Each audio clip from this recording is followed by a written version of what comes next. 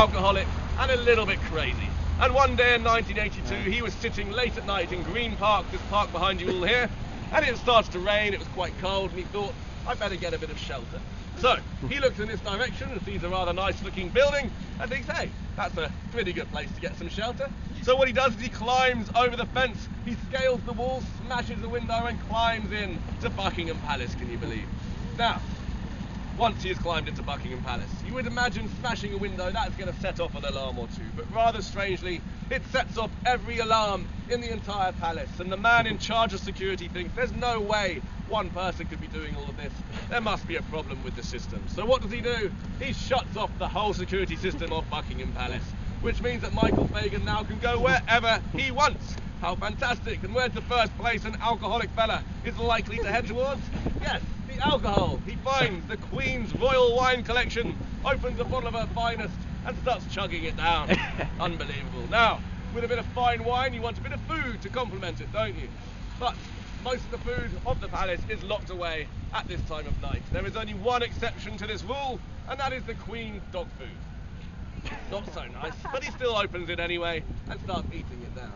So once he's had his fill of fine wine and dog food, he starts walking around the palace, admiring the pictures on the wall. He finds the throne room, sits on the throne, waves the scepter around, makes himself feel very, very important indeed.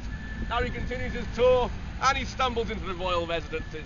And of the 772 rooms in Buckingham Palace, there is only ever going to be one place that he ends up in. Yes, the Queen's bedroom. He opens the door, there is Queen Elizabeth fast asleep, but she wakes up pretty swiftly and she presses the panic alarm. But of course, the entire security system has just been shut off, so nobody comes to her rescue. Now this is where I get quite a lot of respect for good old Queen Elizabeth, because she then spends the next 10 to 15 minutes chatting with this crazy drunk Irish fella in her room. But as you can imagine, conversation starts to wear a bit thin pretty quickly. And after a few awkward silences, Michael Fagan asks the Queen if she has a cigarette for him. Unbelievable. She says no, but I don't smoke, but I do believe my footman smokes, so maybe he can bring you a cigarette. So what does she do? She calls up her footman and says, Footman, could you please bring a cigarette for the crazy drunk Irish gentleman on the end of my bed? And he says, what? She says, yes, could you please bring a cigarette for the crazy drunk Irish gentleman sitting on the end of my bed? So as you can imagine, the footman runs upstairs pretty quickly, smashes open the door, knocks Michael Fagan to the ground, and sits on him for a full half an hour, which is how long it takes our wonderful police to answer a call from the Queen of England herself.